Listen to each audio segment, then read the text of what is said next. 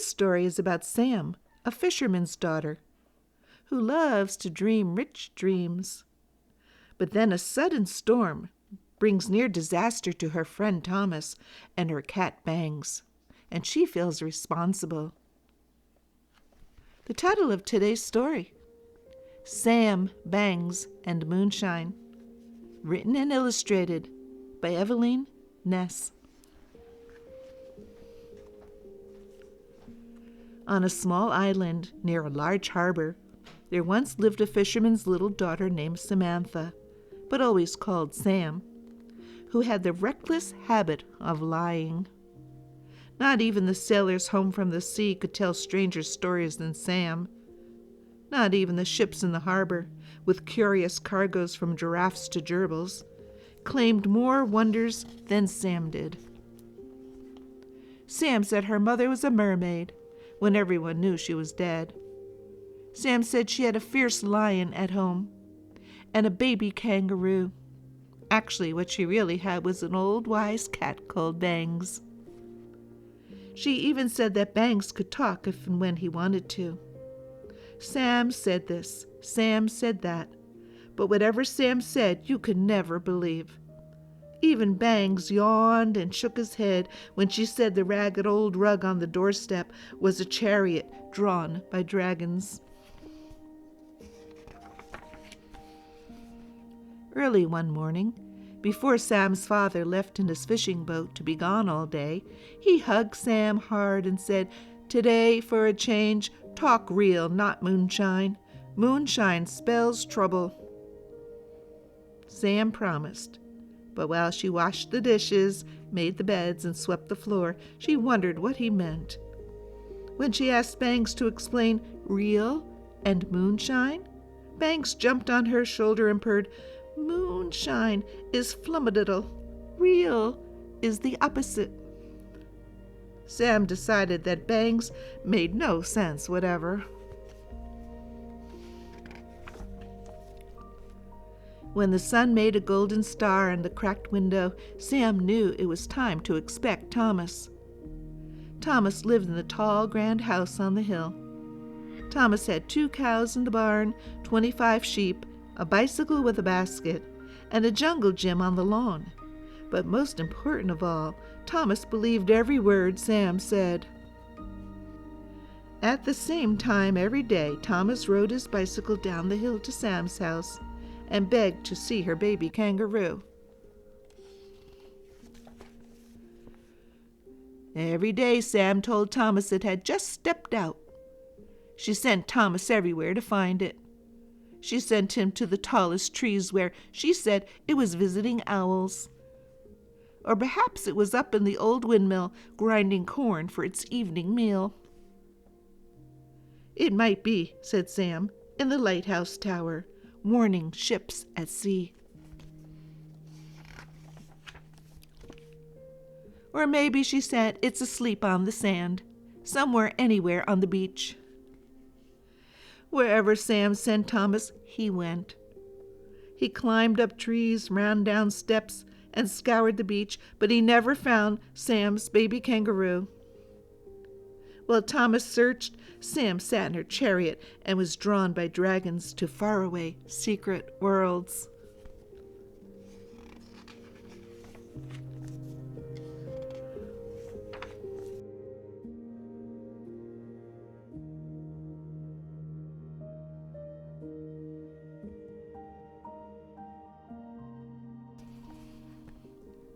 Today, when Thomas arrived, Sam said, "That baby kangaroo just left to visit my mermaid mother. She lives in a cave behind Blue Rock." Sam watched Thomas race away on his bicycle over the narrow strand that stretched to a massive blue rock in the distance. Then she sat down in her chariot.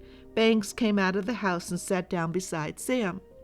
With his head turned in the direction of the diminishing Thomas, Bangs said, "When the tide comes up, it covers the road to Blue Rock. Tide rises early today." Sam looked at Bangs for a minute. Then she said, "Pardon me while I go to the moon."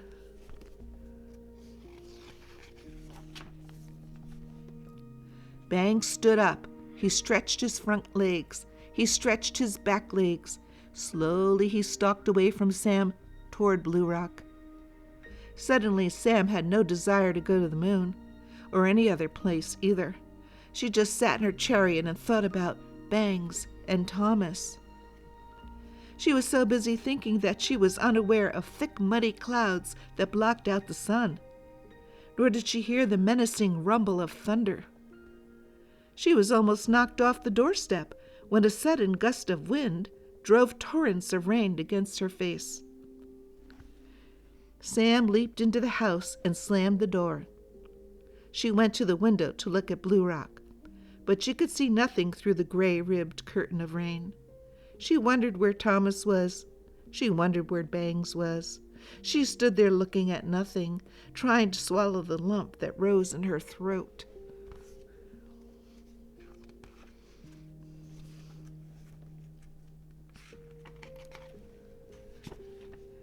The murky light in the room deepened to black. Sam was still at the window when her father burst into the house. Water streamed from his hat and oozed from his boots. Sam ran to him screaming, "Bangs and Thomas are out on the rock! Blue Rock, Bangs and Thomas!" As her father turned quickly and ran out the door, he ordered Sam to stay in the house. "And pray that the tide hasn't covered the rock," he yelled. When her father had gone, Sam sat down. She listened to the rain hammer on the tin roof. Then suddenly it stopped. Sam closed her eyes and mouth tight. She waited in the quiet room. It seemed to her that she waited forever.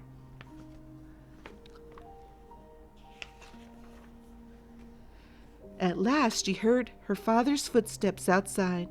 She flung open the door and said one word, "Bangs!" Sam's father shook his head. "He was washed away," he said. "But I found Thomas on the rock. I brought him back in the boat. He's home now, safe in bed. Can you tell me how all this happened?" Sam started to explain, but sobs choked her. She cried so hard it was a long time before her father understood anything. Finally, Sam's father said, "Go to bed now. But before you go to sleep, Sam, tell yourself the difference between real and moonshine."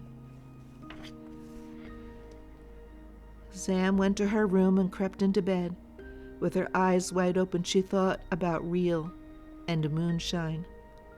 Moonshine was a mermaid mother, a fierce lion, a chariot drawn by dragons, and certainly a baby kangaroo. It was all flummadiddle, just as Banks had told her. Or had he told her? Wouldn't her father say that a cat's talking was moonshine? Real was no mother at all. Real was her father and Bangs. And now there wasn't even Bangs. Tears welled up in Sam's eyes again. They ran down into her ears, making a scratching noise.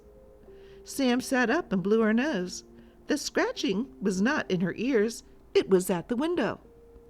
As Sam stared at the black oblong, two enormous yellow eyes appeared and stared back. Sam sprang from her bed and opened the window.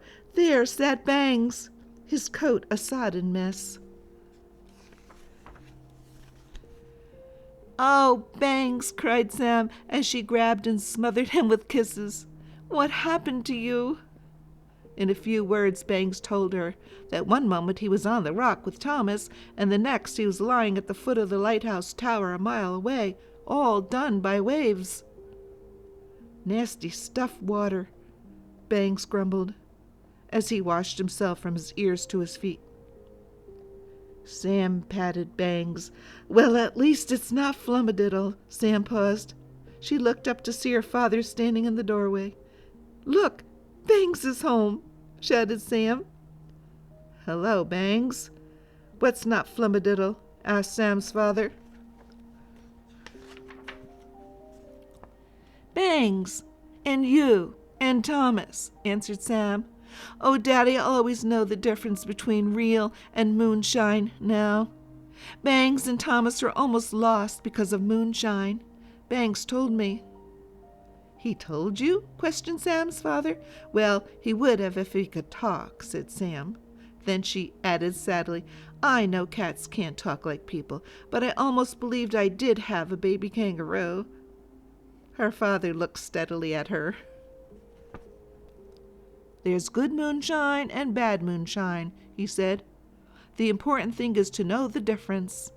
He kissed Sam good night and left the room. When he had closed the door, Sam said, You know, Bangs, I might just keep my chariot. This time Bangs did not yawn and shake his head. Instead, he licked her hand. He waited until she got into bed, and then he curled up at her feet and went to sleep.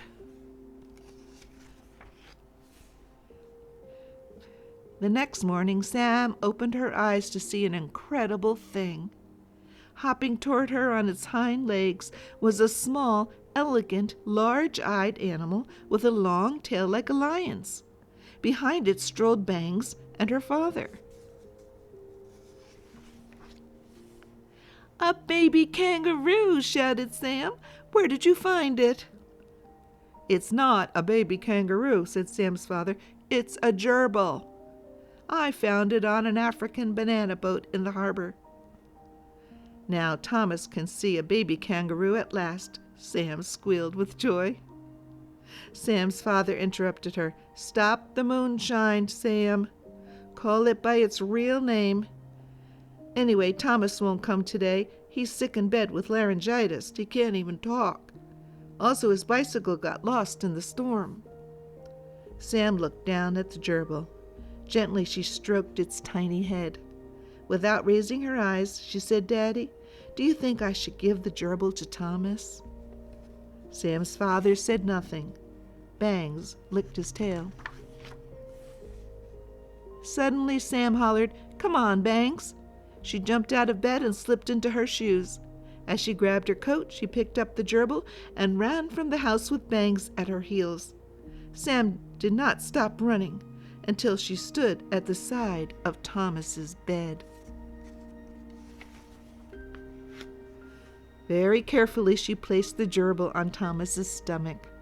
The little animal sat straight up on its long hind legs and gazed directly at Thomas with its immense round eyes. Whoa, that's his name, wheezed Thomas. Moonshine, answered Sam as she gave Bangs a big, wide smile.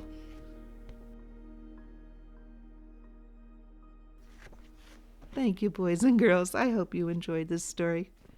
And if you enjoyed our story, please subscribe to our channel. And Diana reads to us.